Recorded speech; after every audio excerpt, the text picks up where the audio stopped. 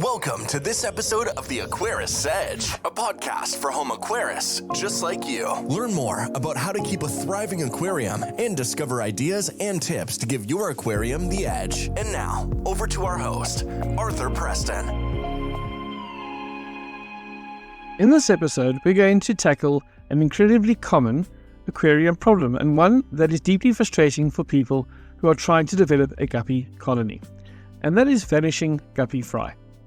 You know what I mean by that. You've seen your female guppy swell up like she swallowed a marble. You've waited patiently, maybe even pulled out your phone to film the moment, and then what happens? Nothing. No fry. Not a single baby in sight. So what happened? Were the babies eaten? Were they sucked into the filter? Did they ever even exist in the first place?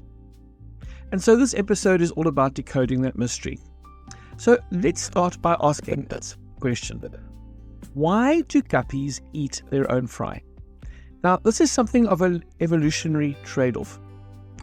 Guppy cannibalism. It sounds brutal, but it's surprisingly common and not at all random. Guppies follow what's known as the R strategy in reproduction. In ecology, species that use the R strategy produce many offspring and provide very little parental care. This is the opposite of what evolutionary biologists call cage strategists. Think of elephants or humans. Fewer young, but nurture them carefully. In the fish world, you could think of discus in this way. In the wild, guppies live in streams, and they breed rapidly because most fry won't survive long. Predators, disease, and water conditions wipe out the vast majority. So instead of caring for their young, the guppies roll the dice with quantity. Now, in the aquarium, we've removed predators, but we haven't removed instinct. And adults still see fry as small, wiggly food. Females may eat their young immediately after birth, especially if they're stressed or hungry. Some researchers actually suggest that fry may release pheromones that inadvertently trigger feeding behavior in adults. Others point to crowding, where high population density increases the likelihood of cannibalism. Either way, it's not cruelty. You could think of it as evolutionary insurance. Now, do all guppies eat all the fry all the time? Absolutely not. It does seem to me, and I have no scientific proof of this, that certain strains tend to be more cannibalistic than others. This is just observation, certainly nothing I can prove, and nothing that is backed up that I'm aware of with any scientific literature. I wonder what your particular experience has been, so let me know. I'd be interested to hear if your experience has been the same. Some guppy strains seem to be very quick to eat their babies, while others generally leave them alone, and the colony just thrives, even with little baby fry swimming around. But now, how do you know that the fry are coming? How do you predict the birth? Well, this is about timing. And the sooner you know the fry are coming, the better your chances of saving them. Guppy gestation averages about 28 days, but can vary from 21 to 35, depending on water temperature, diet, and genetics. In warmer tanks, that's let's say from 26 to 28 degrees Celsius, you will see a quicker cycle. Cooler temperatures around 22 degrees will slow them down. Just be careful that you don't put your temperature too high. Once you get to 30 plus, you will see greater stillbirths and aborted pregnancies. Visual signs of imminent birth would be things like a squarish, boxy belly. The female's body moves from being roundish to being squarish. The gravid spot, which is around the anal fin of the female, becomes a lot darker. You might see isolation or hiding behavior of the female, possibly a reduced appetite, or frequent visits to a place in the tank that they feel safe. That could be near a decor item or near certain plants. You also might want to consider your light schedules. Consistent day-night cycles can reduce stress and promote regular birthing intervals. Best way to stop fry from vanishing is to give them places to hide, or better yet, separate them entirely from the main tank. If you want to use plants as a hiding space, plant densely. Java moss, hornwort, guppy grass. These will create fry nurseries. And floating plants such as duckweed will offer surface cover that will slow predators. You also, of course, with more plants are going to see improved water quality and potentially less stress on the mom. You could also use commercially available breeding boxes. These often hang on the tank or sit inside the tank separated from the main body of water. These isolate the mother and allow the fry to fall through slits in the box, keeping them separate from the parent. You need to choose models that have proper water flow to prevent stagnation. and don't leave the female longer than 48 hours in a breeding box, because stress can cause premature labour. The best option, of course, is to have a separate 10 to 20 litre tank with a sponge filter and a heater. Move the female before birth and return her once she's done. You could also add arm release for tannins and for stress relief. Some people want to make their own floating fry cage. You could do that with various home items.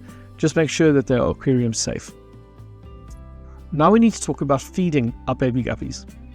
Now there is a scientific way to do this, a best practice way to do this, and then there's the everyday way to do it. Let's start with perhaps the more scientific route, and that is, let's start with day 1 to 5, where we're going to feed them infusoria, green water, or liquid fry food 3 to 4 times daily at least. From day 6 to day 14, you're going to want to use things like powdered spirulina, vinegar eels, microworms, and possibly add some crushed flake food or egg yolk paste. From week 3 onwards, you could feed them baby brine shrimp, fine pellet food, and continue multiple daily feedings. Now, that would be the optimal way to do it. Lots of home aquarists won't go that route. They will simply continue to feed their tank as they do every day. What I would say to that is make sure that you are powdering your food, whether it be flakes or pellets or whatever it might be. Make sure that you make it absolutely fine. You could use a coffee grinder for that. You could make sure that you are putting it between your fingers and making it very small. Guppy fry have undeveloped digestive systems, and so you need to create optimal conditions for them to get the most nutrition out of their food. And you want to have as high protein as possible, around 70%, to provide optimal growth opportunity. It's always a good idea to have live food if you've got it. Go and get some live food. You blend that with the dry food to ensure balanced nutrition. And remember to remove uneaten food after 15 minutes to avoid fouling up your water. The growth rate of your guppy fry will tell you a lot about how they're doing. Fry should double in size in their first week and start to show early traits like colour or fin shape by week 4. If the growth of your baby fry is slow, test your ammonia, your nitrite, your nitrate, and your pH. Increase your water changes to 20% daily. Reduce the tank mates to limit stress. You could also consider using a fry chart. In other words, logging what you see, the length, the feeding times, the behavior of the fish. And this can help pinpoint problems early. Again, I recognize most home aquarists won't do this, but if you are taking your guppy development seriously, if you want to breed a specific type of guppy, if you're trying to build a colony, then noting these things down and tracking their progress can be very helpful. Interesting to note that low GH or general hardness can cause slow growth. You want to aim for a GH of about 8 to 12 for guppy fry. Now, guppies will breed like crazy, so how do you manage that population? When fry reach about 1.5 to 2 centimeters, they're typically too large to be eaten, so you want to sex your fry by week 5 and separate the males. You can rehome the extras by giving them away to local aquarium enthusiasts, to pet shops. You could trade them for plants, equipment, or various things to other breeders. You need to find what works for you. But overpopulating your tank just because they're there is not a good idea. And it may be that you need to consider culling your guppies. It's not a nice topic. It's not a nice thing to think about. It's certainly not something I'm going to get into in this episode. But culling your guppies is something you might need to do to maintain the health of your tank, particularly if you're limited in space. With strong survival rates, you're going to want to focus on the quality of your lines, and this is where genetics matter. You're going to track traits like tail shape, colour patterns, and behavioural traits. Now, you can use palette squares to predict the pairings, and if you want to know more about this, click on the link in the podcast description about understanding guppy genetics, or click on the link if you're listening to this on YouTube. There will be a card at the top right of the screen that will link to the episode on guppy genetics. It's one of the most popular podcast episodes of the Aquarist Edge, and I do encourage you to have a listen to that if this is something you're interested in. You're going to want to introduce new bloodlines every 3 to 4 generations to avoid inbreeding and to maintain health, colour, and fertility. So those are the basics.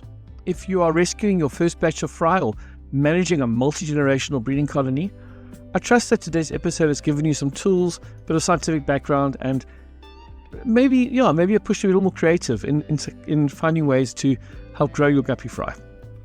If you found value in this episode, please take a moment to leave a review and share it with friends who are also home aquarists.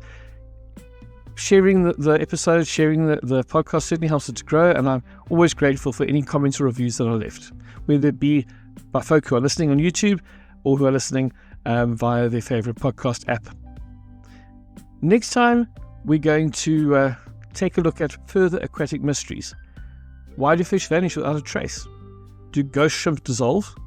Do gouramis evaporate? We're going to look at all those things in our next episode. So until then, keep learning, keep discovering, keep enjoying this amazing hobby. I'll see you on the next episode. Bye for now. That's it for this episode of the Aquarist Edge. Please consider subscribing to this podcast so that you don't miss further episodes. We would love it if you would also rate and review the podcast, as this helps make it visible to others. Until next time, keep learning and discovering, and keep finding your Aquarist Edge in this captivating and fascinating hobby.